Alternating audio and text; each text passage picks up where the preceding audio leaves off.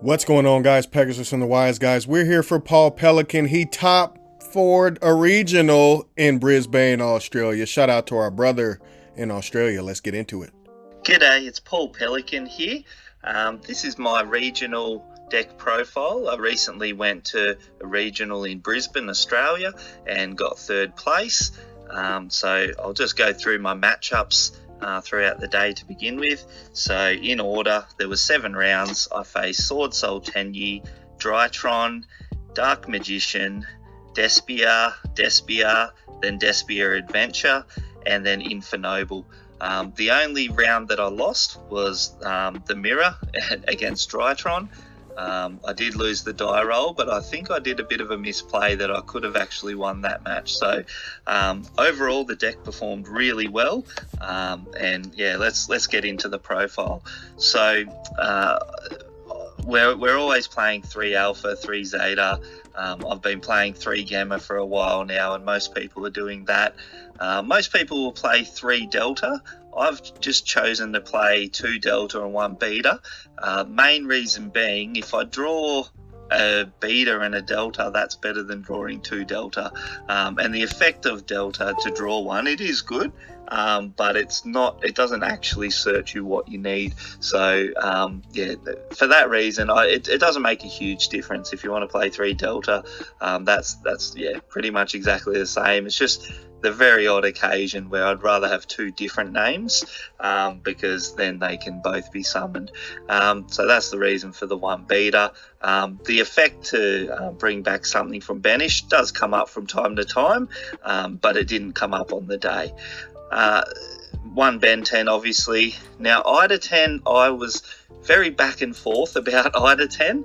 I worked out that I can do combos, even the more basic combos that have to go into Beatrice to send Gamma to the graveyard in order to combo off. I figured I could do all that without Ida 10, but I'm actually glad I did play it. It gives you just the second Natasha steal. It just, yeah, the link climbing aspect of it, but it is a little bit bricky. So I was experimenting with cutting that, but I ended up keeping it in just because that's what I practiced with, and I only came to this realization a day before the event. Now Natasha was very good. It did a lot. There was the only game that I actually didn't finish about 10 minutes early or 15 minutes early was the first one that I had versus Despia, and that went right to time. In game 2, he left me with about 2 minutes on the clock to have my turn, and I was staring down double Masquerade. Thankfully, I did have droplets, so I did droplets, and then I had to make up 2400 attack, which I just did with Natasha and got over that in time in my main phase. So, and I had to play through an Ash to get there as well, which, yeah. So it was, yeah. Natasha is very good, yeah, and the double steal with the 2 other Cyber Angels does come up sometimes, even if it didn't come up at the regional where I played this. Draconids, very good card for a variety of reasons, but one thing I just want to point out with this is that it does really help to play through interruptions on turn 1, the fact that you can add this as a machine ritual. So if you already have the O-Feel because you've hard drawn it, or you have prep to get the O-Feel, then I would actually suggest searching this off your Arclight, because then if something happens to your Mu Beta and he gets interrupted, you actually still have a machine in hand to use as fodder for your ritual summons for your O-Feel, and then you get further down the line from there. So it's probably not something that's spoken about as much for why you would play Draconids. Obviously it attacks everything and has its send effect, but yeah, just for that other factor, I think it's a very important card in the deck to help your resilience in playing through interruptions. 2 O-Feel, 1 Full, 1 Beethor for the Megaliths. The Megalith package is very good. It actually came up, other than just being part of the normal combo, it came up quite a bit just to extend in more simplified states, and you really want to see Ophiel in those simplified states because it just gets two bodies on the board. You can tribute itself and then summon out the full from hand, and then the full adds back the Ophiel, and then you can get another body. Adds the Ophiel, and then you get another body. It just really snowballs quite quickly. We play the two Ophiel, if you don't know, just so that we can put that out as our first ritual summon, go into Baron. If they want to Nibiru us, then it adds the full, no matter if they chain the Nibiru on the 5th summon. So it's just more Nibiru proof combo, and I would rather draw an Ophiel than a full, so it's better to have two of them anyway for that reason. Full, very good card, helps recycle the Ben 10.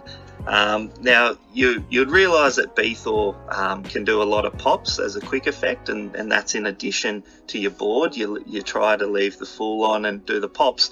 But another effect of Beathor, which actually came up in that really grindy game I had versus Despia, was that you can actually just discard this and ritual summon another Megalith from your hand by tributing monsters on the field or in your hand. So I actually was in this real grind state where I was sitting on my DPE for a while, and he couldn't push through and I couldn't push through, and so every turn without and he'd banished my Meteonus off a Cosmic right at the start, so I wasn't able to ritual, but then through Beathor actually was. So I just kept adding. I added this one turn off Alpha, and then I added that another turn, and then I was able to win the game because of Beathor's effect to start ritual summoning again, even though I'd lost my Meteonus.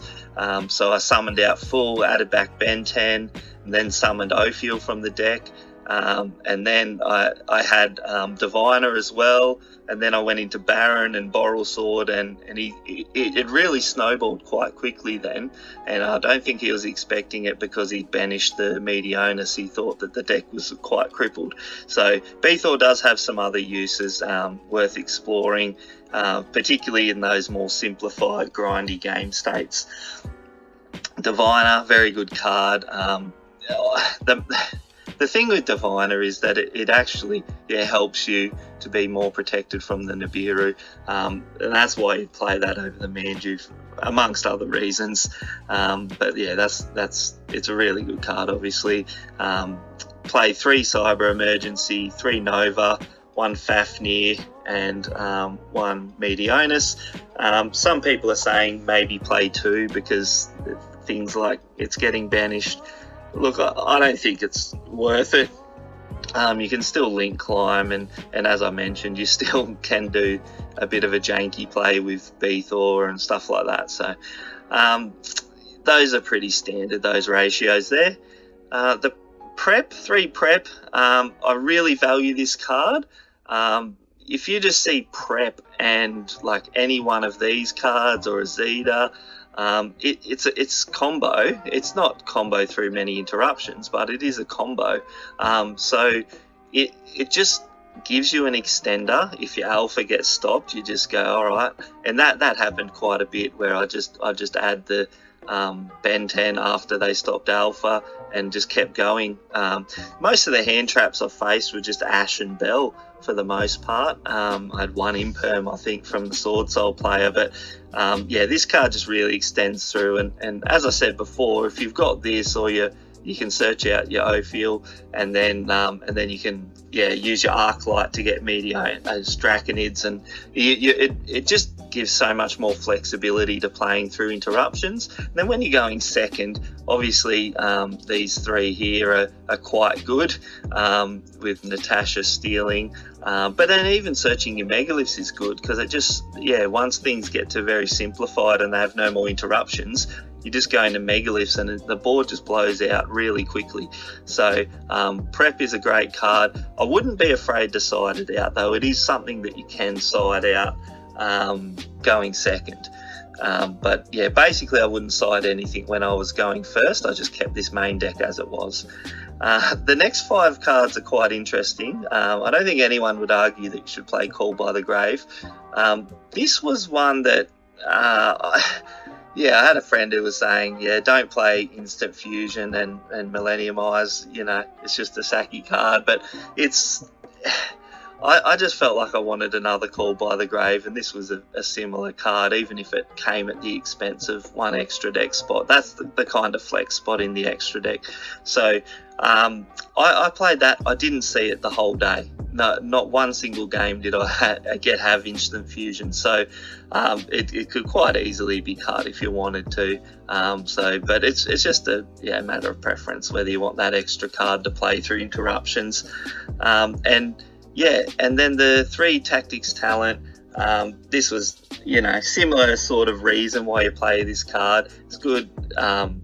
It's not as good as people might make it out when you're going first, because if your alpha gets stopped, then you could draw 2 and still not get to your Ben 10. So it depends.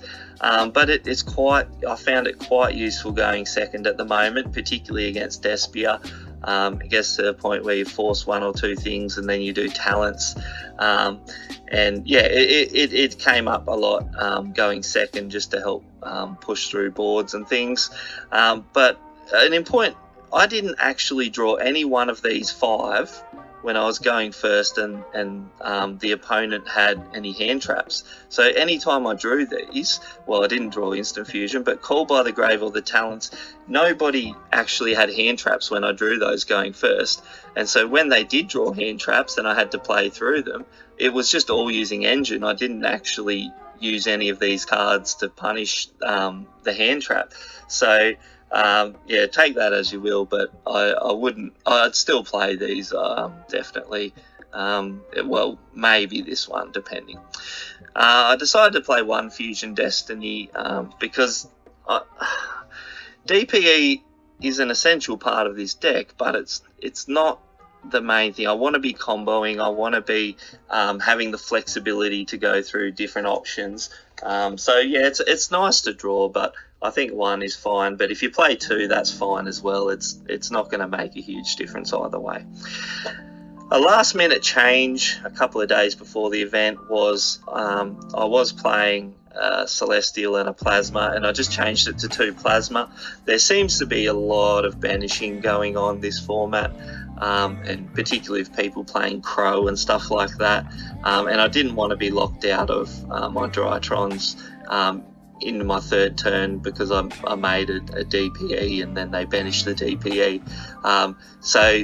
Look, it was very hard to determine whether that made a difference on the day or not, because nobody was going to stop it if I didn't play the Celestial. So it didn't really come up, but then maybe it didn't come up because I was doing that, and so they didn't go down that way.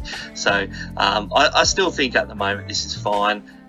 It was hard to give up the Celestial in the grind game, but I think the deck's good enough anyway without it.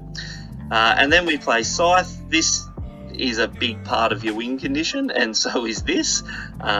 Basically, in your turn 1, you're Scythe locking them. Even if they have a droplets, you Scythe lock them through the droplet. And then you Lancia them as well. And then most of the time you would have DPE come on field after that, and you'd have Fool as well. So you have plenty of pops, and they've got those 2 floodgates. Basically, I won every single game I went first, and there was only 1 game I went first that I couldn't get to Scythe. It's a very strong win condition at the moment. We'll look at the extra deck next. So I played Anima. I don't think I actually stole many people's monsters, maybe 1 or 2, but the main one was actually when I sided in Lava Golem, and then I put it in the zone directly above, and then was able to steal that and punch for 3,000. So that was it's a good card. There's no need to play Link Karibo if you're not playing IP Masquerena. So, I think it's a more niche sort of use of it, which didn't come up, but it could have. Because I faced a Dark Magician, which was actually my friend who I travelled with in the car to the event, and he made a pretty nasty board with Dragoon, Summon Limit, and Rivalry. Thankfully, I drew some of my sides to get through that, but if he was also playing Secret Village, so this is a spellcaster, which also can help to just get through the Secret Village stuff. You got to play Anaconda if you're going to play the DPE, and same with Dagda. That's just part of the artifacts, the win condition that we set up. Phoenix, very good for just popping back row, and sometimes you just want to go into a Link too.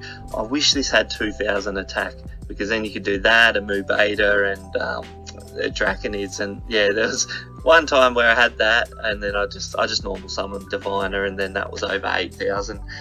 Boral Sword, very good. I'd stick with Boral Sword. It's just able to push out more damage than the access code, but it gets over the really the unaffected monsters as well, which is a big thing, because it still gains the attack or half the attack, even if they don't lose it. So it's and then it can't be destroyed by battle. So it's really good for finishing off. But it is very flexible in that it will help you get over those big unaffected monsters as well. Play 2 Mu Beta, that's pretty standard. Definitely play Downerd. I use this quite a bit just to get more materials on my Zeus, and that comes up quite often, I find.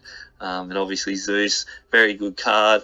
I did do one play against the Despia where I made a Zeus and a DPE, and then in the end phase, they'd already used their Mirror Jade Banish, so I didn't clear it in the end phase. I think he was trying to ask me if I was going to use it so that I'd blow my board up, but I just waited till his draw phase and then did Zeus, and then he chained his Mirror Jade, and then he did DPE and whatever. So it actually, it was DPE came back in the standby phase, so this was all just Zeus on the field to force things, and I didn't care so much if the Mirror Jade was going to blow up my field when it was just DPE. That might be a play just to be aware of, is just holding that back until the start of their next turn if they've got the Mirror Jade on the field, just so that you don't blow up your own board until they're going to blow it up anyway in your turn. Beatrice, very good. I never use this, as you'll see in the sides, to send anything like your Banshee for Zombie World or Token Collector. It's not a normal part of the combo. You use this when you get some of the less good combos at playing through disruptions, like if you've just got like your Diviner or Ben 10 and a way to get a Zeta, and that's about it. It's more so for just sending Gamma to the grave, and then Gamma, then you make your Mu Beta and send the Alpha and whatever. So it's more so just for the bad combo lines or the less resilient combo lines. Okay, Baron was very good. Obviously this is what you make as your 6th summon, so it gets you through all the all the Nibiru stuff, and we play Arclight and Entus. They're pretty obvious. DPE, and then I've already talked about Millennium Eyes with Instant Fusion. So that could definitely be cut. But I would probably recommend maybe something like Delirious rank 1 so that you can attack directly. That's probably another good card to replace that with if you don't want to play that. Lava Golem, okay, that was there against a lot of decks. I did see it, and it helped me win games against the Sword Soul Tenyi. I turned off the Blackout. He only had 2 monsters, and so I tributed them off, and then, like I said, I was able to steal it because I put it in the zone above for Anima. So it's a very good card against most matchups, but I didn't side it in really against Despia, because I kind of value the Diviner more so. Droplet, Look, some people say play this in the main. I think you don't need to as much at the moment. Some of the other combo decks that are getting around, Droplet doesn't beat them on its own. So what's the point? And and a lot of them you can just sort of play through, and a lot of the the less combo-y stuff, but more like Despia and stuff like that, you can just keep playing with your engine, and if you sequence it well, you can get through. Okay, Blizzard, that was in there for the Despia, for the branded in red. I saw it once when I had to go second against them, but they bricked really badly. So they did set a branded in red, but they didn't actually have anything set up to use it with. They had to just set the edge in chain and then set a branded in red, and that was it. They had a really bad hand. I felt sorry for the guy. But yeah, Blizzard is quite good because it works even through branded lost, because it negates the effects, the activated effects, not the activation. So something to consider as a side card, but do consider that they will get that card back to hand. So you do want to try and get through and actually kill them that turn. Lightning Storm, this was a very good card. Came up quite a bit in the right matchups. You just your back row, but even sometimes you'll want this just to clear the monsters. Like in the mirror, I think the misplay that I had is I used this to clear his back row, and I should have just used this straight up to clear the vanities. And I think the back row stuff was mostly bluffs anyway, so that was a mistake. But anyway, we went pretty good anyway and still got third.